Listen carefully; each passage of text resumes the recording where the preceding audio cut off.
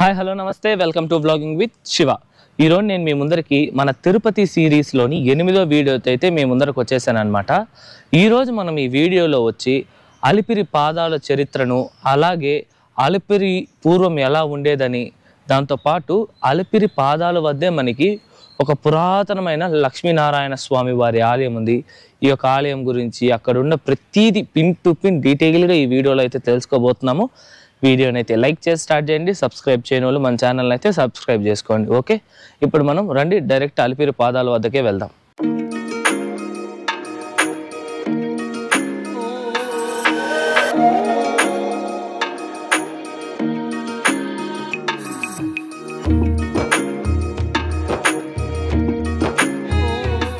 ఇప్పుడు మనం అలిపిరి మెట్లు యొక్క టైమింగ్స్ విషయానికి వస్తే, మనకి ప్రతిరోజు ఉదయం 4 నుండి రాత్రి 10 గంటల వరకు అయితే అలో చేస్తారు. కానీ 12 వయసు కన్నా లోపల ఉన్న వాళ్ళనైతే తెల్లారితో 5 గంటల నుండి మధ్యాహ్నం 2 వరకే అయితే అలో చేస్తారు. 2 పైన అలో చేయరు. ఇది గుర్తుపెట్టుకొని దీని ప్రకారంగా మీరు ఏం చేస్తారంటే మీ యొక్క ప్లానింగ్ని అయితే రెడీ చేసుకోండి. ఓకే, ఇది ఈ టైమింగ్స్ విషయానికి వస్తే, మనం ఇప్పుడు అలిపిరి మెట్లు మొత్తం ఎక్కట్లేదండి. అలిపిరి మెట్ల దగ్గర ఉన్న పాదాల గురించి, అలాగే అలిపిరి చరిత్ర గురించి మనం ఈ వీడియోలో తెలుసుకుంటున్నాం. ఓకే, ఇప్పుడు మనం ఈ అలిపిరి యొక్క పూర్తి చరిత్రను అయితే తెలుసుకుందాము. ఈ యొక్క అలిపిరి మనకి ఈ యొక్క 7 కొండల యొక్క దిగువ భాగంలో అయితే ఉంటుందన్నమాట. మనం తిరుమలకి కాలినడక ద్వారా వెళ్ళాలంటే మనకి మొత్తం 2 దారులు ఉంటాయి. అందులో మొదటిది శ్రీవారి మెట్లు. ఈ యొక్క శ్రీవారి మెట్లు మన తిరుపతి నుండి 20 కిలోమీటర్ల దూరంలో శ్రీనివాస మంగాపురం అనే ఊరు మీ అందరికీ తెలిసే ఉంటుంది. ఆ యొక్క మంగాపురం నుండి 3 కిలోమీటర్ల దూరంలో అయితే మనకి శ్రీవారి మెట్లు అయితే వస్తుందన్నమాట. ఈ యొక్క శ్రీవారి మెట్లు 3 కిలోమీటర్స్. స్టెప్స్ పరంగా అయితే 2388 మెట్లు ఉంటాయి శ్రీవారి మెట్లలో. ఈ యొక్క శ్రీవారి మెట్లని 2008వ సంవత్సరంలోనే టీటీడీ దేవస్థానం వారు పునరుద్ధరించి మళ్ళా భక్తులకి అందుబాటులో అయితే వదిలారనమాట. ఇది కొండ మీదకి నడిచి వెళ్ళే మార్గాలలో మొదటి మార్గం. తిరుమలకి మెట్ల ద్వారా వెళ్ళే మార్గాలలో 2వ మార్గమే ఇప్పుడు మనం చూస్తున్న ఈ యొక్క అలిపిరి మెట్ల మార్గం అన్నమాట. ఈ యొక్క అలిపిరి మెట్ల మార్గం చాలా పెద్దదన్నమాట. కిలోమీటర్స్లో చెప్పాలంటే దాదాపు 11 నుండి 12 కిలోమీటర్ల దూరం ఉంటుంది. అలాగే 3550 మెట్లు ఉంటాయండి ఈ యొక్క అలిపిరి మెట్లు. ఓకేనా, అలిపిరి మెట్లకి శ్రీవారి మెట్లకి కంపేర్ చేసి చూస్తే శ్రీవారి మెట్ల కన్నా అలిపిరి మెట్లు దాదాపు 1162 మెట్లు ఎక్కువ. శ్రీవారి మెట్లతో పోలిస్తే అలిపిరి మెట్లు ఎక్కువ డిస్టెన్స్ ఉన్నప్పటికీ కూడా చాలామంది భక్తులు ఈ యొక్క మార్గం గుండా రావడానికి ఇష్టపడతారనమాట. మీకు ఎప్పుడైనా డౌట్ వచ్చిందా, అలిపిరి మెట్లు పురాతనమైనదా లేదా శ్రీవారి మెట్లు పురాతనమైనదా? ఈరోజు మనం ఈ వీడియోలో అయితే తెలుసుకుందాము. శ్రీవారి మెట్లు వచ్చేసి చాలా మందికి ఆ సమయంలో అయితే తెలీదు. ఈ యొక్క శ్రీవారి మెట్లు ఏ సమయంలో ప్రాచుర్యంలోకి వచ్చిందంటే, విజయనగర రాజులు చంద్రగిరి కోటను ఆక్రమించిన ఆ సమయంలోనే ఒక శ్రీవారి మెట్లు అయితే ప్రాచుర్యంలోకి అయితే పొందింది. ఈ యొక్క శ్రీవారి మెట్ల నుండి చంద్రగిరి కోటకి 8 కిలోమీటర్లు మాత్రమే. అప్పుడు విజయనగర రాజులు కొండకు వెళ్ళాలన్నప్పుడు ఈ యొక్క మార్గం గుండానే అయితే తిరుమలకైతే వెళ్ళేవారనమాట. అలా వెళుతున్న సమయంలో శ్రీకృష్ణదేవరాయలు వారు 15వ శతాబ్దంలో ఈ యొక్క శ్రీవారి మెట్లను అయితే నిర్మించారు. అలా నిర్మించిన తర్వాత ఆయన దాదాపు 7 సార్లు ఆ ఒక శ్రీవారి మెట్లు మార్గం గుండానే తిరుమలకైతే వెళ్తారు. ఇప్పుడు మనం అలిపిరి మెట్ల మార్గం విషయానికి వస్తే, శ్రీకృష్ణదేవరాయలు వారి కన్నా దాదాపు శతాబ్దంన్నర ముందు పరిపాలించిన సాలువ నరసింహరాయలు వారు ఈ యొక్క అలిపిరి మెట్ల మార్గాన్ని అయితే నిర్మించారని అయితే చెప్తారు.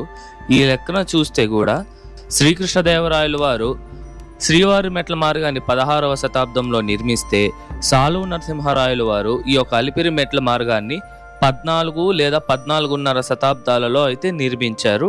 దీన్ని బట్టి మనకు తెలిసింది ఏమిటంటే, శ్రీవారి మెట్ల కన్నా అలిపిరి మెట్ల మార్గం చాలా పురాతనమైనదని.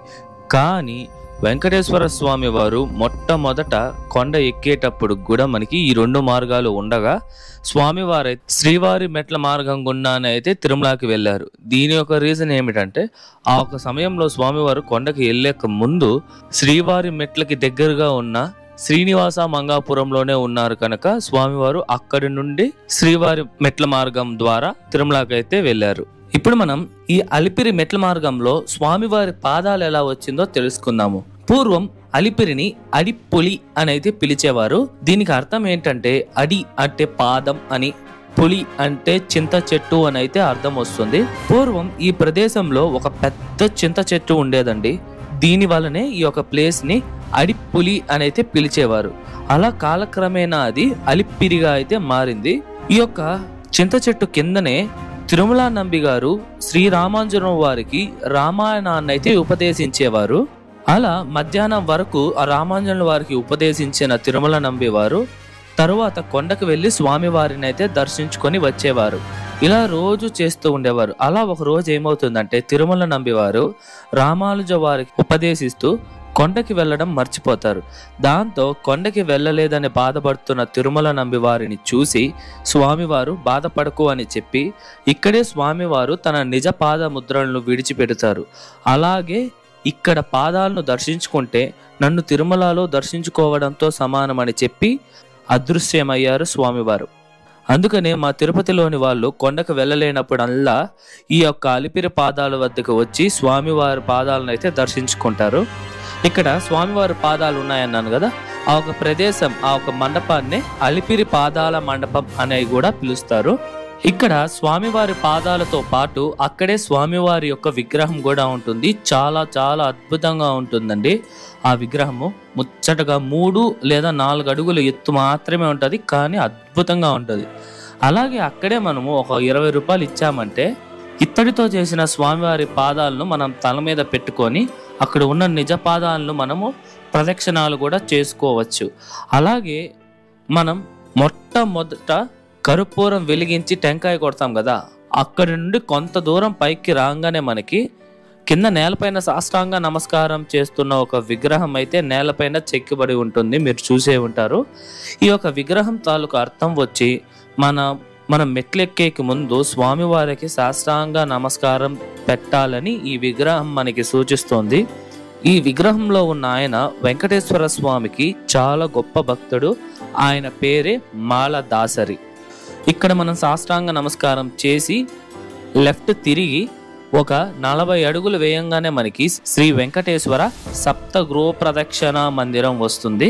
ఇక్కడ చాలా ఆహ్లాదకరంగా ఉంటుందండి. ఎందుకంటే చుట్టూ గోవులతో పాటు మధ్యలో శ్రీకృష్ణుడు వేణు ఊదుతూ ఉన్నట్లుగా విగ్రహం చాలా నయన మనోహరంగా అయితే ఉంటుంది. అక్కడే మనం గో పూజ కూడా చేసుకోవచ్చు. అక్కడ నుండి యూటర్న్ తీసుకొని స్ట్రైట్ గా వస్తేనే మనకు వచ్చేదే స్వామివారి నిజ పాదాలు. అక్కడ నుండి బయటకు రాగానే మనకి ఒక పురాతనమైన లక్ష్మీనారాయణ స్వామి వారి ఆలయం అయితే కనిపిస్తుంది. ఈ ఆలయంలో స్వామివారు చాలా అద్భుతంగా అయితే కనిపిస్తారు. అలాగే ఈ ఆలయంలోనే మనకి ఆండాల్ అమ్మవారి యొక్క ఉపాలయం కూడా ఉంటుంది. చాలా బాగుంటుంది. ఈ యొక్క లక్ష్మీనారాయణ స్వామి ఆలయాన్ని 16వ శతాబ్దంలో శ్రీ నరసింహరాయల వారిచే నిర్మించింది ఈ యొక్క ఆలయం. ఈ ఆలయం చాలా అద్భుతమైన మండపాలతో, ఉపమండపాలు, ఉపాలయాలుతో పాటు అద్భుతమైన శిల్పకళ కూడా చాలా బాగుంటుంది. ఈ ఆలయం కొంచెం పెద్దదిగా ఉంటుంది.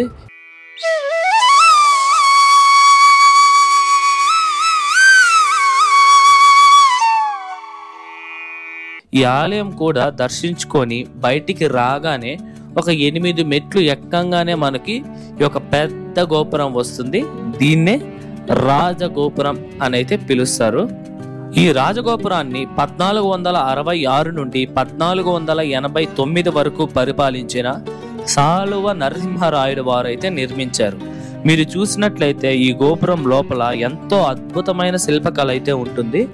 అందమైన అలాగే ఆశ్చర్యపరిచే విధంగా ఇక్కడ కార్వింగ్స్ అయితే చాలా చాలా బాగుంటుంది. ఇక్కడ మీరు చూడొచ్చు, ఈ యొక్క పర్టికలర్ కార్వింగ్స్ అన్నిటినీ సాలువ నరసింహరాయలు వారిచే నిర్మించినప్పటికీ ముందున్న ఈ యొక్క గోపురం పై భాగాన్ని కొన్ని సంవత్సరాల క్రితం పిడుగుపడడంతో ధ్వంసమైంది. దీని తర్వాత 1982లో తిరుమల తిరుపతి దేవస్థానం వారు ఈ గోపురాన్ని అయితే పునర్నిర్మించారు.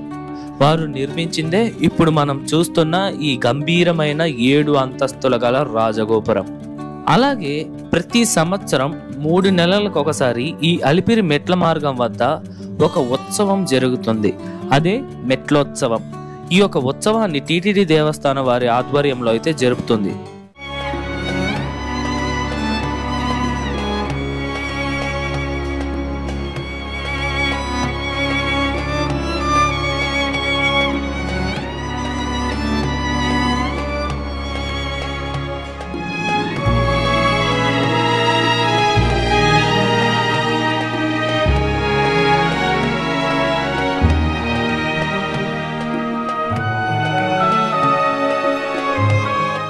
ఇదండి ఇవాల్టి వీడియో ఎలా ఉంది, నచ్చిందా? ఐ హోప్ మీకు ఈ స్థల పురాణము అలాగే అలిపిరి యొక్క చరిత్ర అంతా పూర్తిగా అర్థమైంది అనుకుంటున్నా. మీకు ఎటువంటి డౌట్స్ ఉన్నా సరే నా కమెంట్స్లో చెప్పండి, నేను మీకు పక్కా రిప్లై ఇస్తాను.